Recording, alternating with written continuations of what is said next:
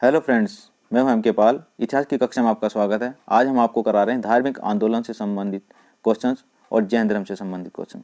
ये सभी क्वेश्चंस अति महत्वपूर्ण क्वेश्चन हैं। सभी प्रतियोगी परीक्षाओं में ये क्वेश्चंस बार बार पूछे जाते हैं और पूछे जाएंगे। फ्रेंड्स, नए फ्रेंड्स जितने भी हैं वो हमारे चैनल को सब्सक्राइब कर लीजिए और फ्रेंड्स इस वीडियो में आप अंत तक जुड़े रहिए क्योंकि सभी क्वेश्चंस महत्वपूर्ण क्वेश्चन हैं। प्रारंभ करते हैं। छठी शताब्दी ईसा पूर्व में हुए धार्मिक आंदोलन की गतिविधि का केंद्र क्या था? तो यह गतिविधि का केंद्र मगध रहा है। वैदिक कर्मकांड का सर्वप्रथम विरोध कहाँ पर मिलता है? तो वैदिक कर्मकांड का सर्वप्रथम उल्लेख या विरोध जो है वो उपनिषदों में मिलता है। नेक्स्ट, छठी शताब्दी ईसा पूर्व में हुए नए धर्मों के उदय का क्या कारण था? तो छठी शताब्दी ईसा पूर्व में जो नए धर्मों का उदय हुआ है उसका सबसे महत्वपूर्ण कारण माना जाता है कि भारत में एक नई कृषि मूलक व्यवस्था का उदय हुआ था या उसका उद्देश्य था। दूसरा कारण यहाँ पर माना जाता है वैदिक कर्मकांड माने जाते हैं और तीसरा कारण माना जाता है सामाजिक तनाव क्योंकि उत्तर वैदिक काल में वर्ण व्यवस्था का उदय हो चुका था और उस वर्ण व्यवस्था के कारण भी यहाँ पर सामाजिक तनाव पैदा हो चुके थे। वैदिक कर्मकांड के अंतर्गत बड़े बड़े यज्ञ किए जाते थे और उनमें पशुओं की बलि दी जाती थी, यह भी इसका कारण हो सकता है। नेक्स्ट, आजीविक संप्रदाय की स्थापना किसने की थी? तो आजीविक संप्रदाय की स्थापना मखली गोसाल ने की थी। नेक्स्ट, जैन दर्शन किसके करीब है? तो जैन दर्शन, देखो जैन धर्म का जो दर्शन है वह हिंदू धर्म के कौन से दर्शन के करीब है, ये क्वेश्चन आता है। तो क्वेश्चन इसका आंसर होगा सांख्य दर्शन। सांख्य दर्शन जो दिया है वह ऋषि कपिल के द्वारा दिया गया है। छठी शताब्दी ईसा पूर्व के कितने धार्मिक संप्रदायों के साक्ष्य मिलते हैं? तो यहाँ पर 62 ऐसे धार्मिक संप्रदाय थे जिनका उदय छठी शताब्दी ईसा पूर्व में हुआ है। बुद्ध काल के प्रमुख नगर कौन से थे? तो हम ये भी कह सकते हैं कि छठी शताब्दी ईसा पूर्व में यहाँ पर कौन कौन से नगरों का उदय हुआ है? तो इसमें है चंपा, राजगृह, श्रावस्ती, साकेत, कौशाम्बी, वाराणसी महत्वपूर्ण नगरों का उदय हुआ था। अब हम बात करते हैं जैन धर्म से संबंधित।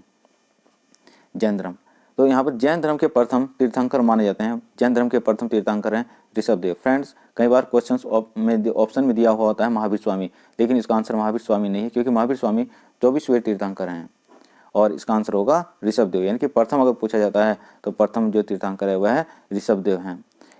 नेक्स्ट, किस तीर्थंकर का उल्लेख ऋग्वेद में मिलता है? तो यहाँ पर ऋग्वेद में जिस तीर्थंकर का उल्लेख मिलता है वह है ऋषभदेव। यानी कि प्रथम जो तीर्थंकर हैं उनका उल्लेख ऋग्वेद में मिलता है जो कि ऋषभदेव हैं। क्वेश्चन इस प्रकार से भी आ सकता है कि ऋग्वेद काल के समकालीन कौन से जैन तीर्थंकर हैं? तो वह मिलेंगे आपको ऋषभदेव। जैन धर्म के 23वें तीर्थंकर पार्श्वनाथ का जन्म कहाँ पर हुआ था? तो जैन धर्म के 23वें तीर्थंकर कौन से हैं? पार्श्वनाथ। इनका जन्म काशी में हुआ था। जैन धर्म के 24वें तीर्थंकर महावीर स्वामी का जन्म कब हुआ? तो जैन धर्म के 24वें तीर्थंकर का जन्म हुआ 540 ईसा पूर्व में। नेक्स्ट, महावीर स्वामी जी का जन्म कहाँ पर हुआ? महावीर स्वामी जी का जन्म कहाँ पर हुआ? तो महावीर स्वामी जी का जन्म हुआ वैशाली में कुंडग्राम में हुआ।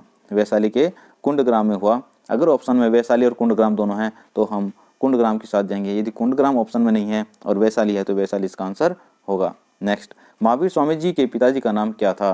तो महावीर स्वामी जी के पिताजी का नाम सिद्धार्थ था जो कि वज्जी संघ के एक प्रमुख थे। नेक्स्ट क्वेश्चन हमारा, महावीर स्वामी जी की माता का नाम क्या था? महावीर स्वामी जी की माता का नाम त्रिशला था।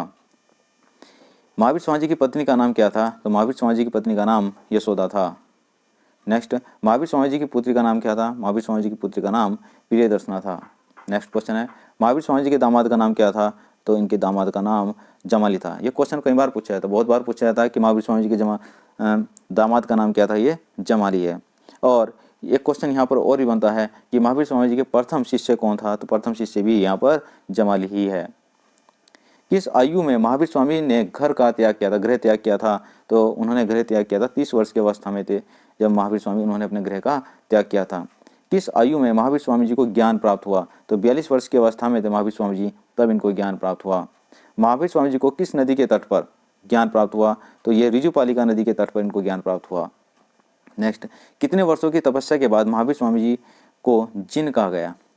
यानी कि इन्होंने 30 वर्ष की अवस्था में घर छोड़ा था और 42 वर्ष की अवस्था में ज्ञान प्राप्त हुआ था। ज्ञान प्राप्त होने पर इनको जिन कहा, तो इसमें क्या लगा? इनको 12 वर्ष इसका समय लगा। कौन से वृक्ष के नीचे महावीर स्वामी जी को ज्ञान प्राप्त हुआ? तो साल के वृक्ष के नीचे महावीर स्वामी जी को ज्ञान प्राप्त हुआ। यहाँ पर भी कन्फ्यूजन पैदा हो जाता है, कई बार पूछा जाता है, जैसे ज़्यादातर अधिकांश ये पता रहता है कि महात्मा बुद्ध को जो ज्ञान प्राप्त हुआ था वो पीपल के वृक्ष के नीचे ज्ञान प्राप्त हुआ था। तो ऑप्शन में पीपल भी होगा और साल भी होगा, तो लेकिन महावीर स्वामी जी को जो ज्ञान प्राप्त हुआ वह साल के वृक्ष के नीचे ज्ञान प्राप्त हुआ। नेक्स्ट क्वेश्चन हमारा, ज्ञान प्राप्त के बाद किस नाम से जाने गए? महावीर स्वामी को ज्ञान प्राप्ति के बाद कौन से नाम से जाना गया? तो इनको केवलिन कहा गया, जिन कहा गया, अहड़ कहा गया और निग्रंथ कहा गया। इसमें हम देखते हैं कि जो जिन का मतलब होता है कि विजेता, जिन का मतलब होता है विजेता, अहड़ का मतलब होता है योग्य और निग्रंथ का मतलब होता है बंधन रहित। यानी कि ये सब चीज़ें जब वो केवलिन, जिन और अहड़ और निग्रंथ कहलाए ज्ञान प्राप्ति के बाद। नेक्स्ट क्वेश्चन हमारा, महावीर स्वामी की मृत्यु कहाँ पर हुई? तो महावीर स्वामी जी की मृत्यु पावापुरी में हुई और 72 वर्ष की अवस्था में इनकी मृत्यु हुई थी।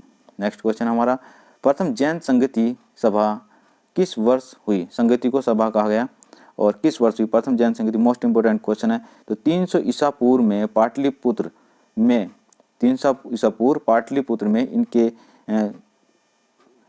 जैन धर्म जो ये हुआ था संगति हुई और उसके बाद जैन धर्म जो था वो दिगंबर और श्वेतांबर दो भागों में विभक्त हो गया था। इसमें क्वेश्चन बनता है कब हुई? 300 ईसा पूर्व में हुई। प्रथम जैन संगति कहाँ पर हुई? पाटलिपुत्र में हुई। उसके बाद क्या परिणाम हुआ? दिगंबर और श्वेतांबर दो भागों में जैन धर्म विभक्त हो गया। नेक्स्ट, यह सभा किसके निरीक्षण में हुई? तो प्रथम जैन संगति जो थी वो स्थूलभद्र और संभूति विजय के निरीक्षण में हुई। नेक्स्ट क्वेश्चन, दूसरी जैन संगति कब हुई? दूसरी जैन संगति 513 ईसा पूर्व में स्थान वल्लभी में हुई और ये देवधरी समाश्रमण के नेतृत्व में हुई। यहाँ पर भी 3 क्वेश्चन बनते हैं। पूछा जाएगा कि जैन धर्म की दूसरी संगति, दूसरी सभा कहाँ पर हुई? 513 ईस्वी में हुई। 513 ईस्वी जरूर याद रखना। वो पहली कहाँ पर थी? ईसा पूर्व में थी और ये 513 ईस्वी में हुई। वल्लभी में हुई, स्थान इसका वल्लभी है और जो इसके नेतृत्व करता थे, जो अध्यक्ष थे, वो देवधरी समाश्रमण थे। पार्श्वनाथ के अनुयायियों को क्या कहा जाता है? पार्श्वनाथ जो 23वें तीर्थंकर थे उनके अनुयायियों को निग्रंथ कहा जाता है। किस ग्रंथ में महावीर स्वामी के ज्ञान प्राप्त का सविस्तार वर्णन मिलता है? ये कल्पसूत्र में यहाँ पर इनका ज्ञान प्राप्ति का सविस्तार वर्णन मिलता है। पार्श्वनाथ द्वारा प्रतिपादित 4 महाव्रत कौन कौन से हैं? तो सत्य, अहिंसा, अपरिग्रह और अस्तेय, ये 4 महाव्रत जो हैं ये पार्श्वनाथ के द्वारा जोड़े गए थे।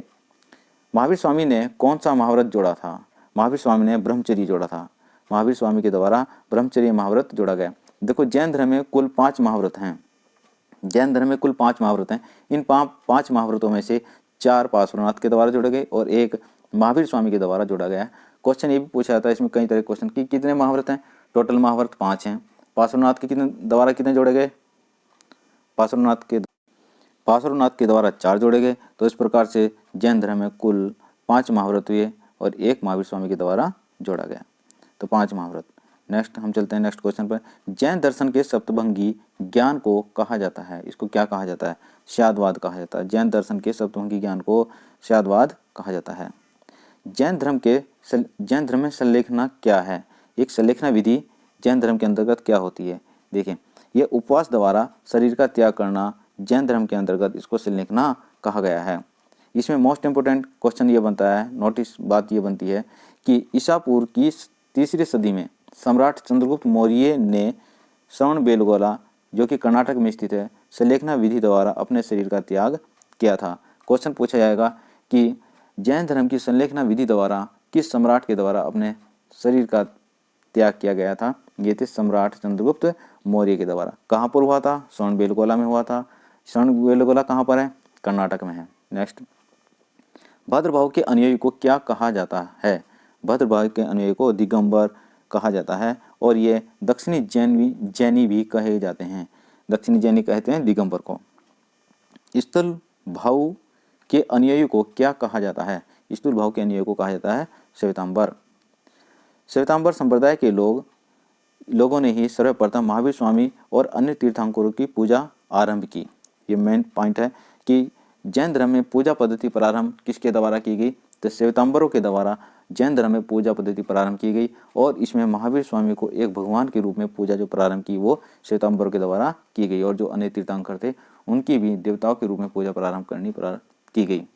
फ्रेंड्स, ये हमारे सभी अति महत्वपूर्ण क्वेश्चन थे जैन धर्म से संबंधित और ये क्वेश्चन सभी प्रतियोगी परीक्षा में बार बार पूछे जाते हैं।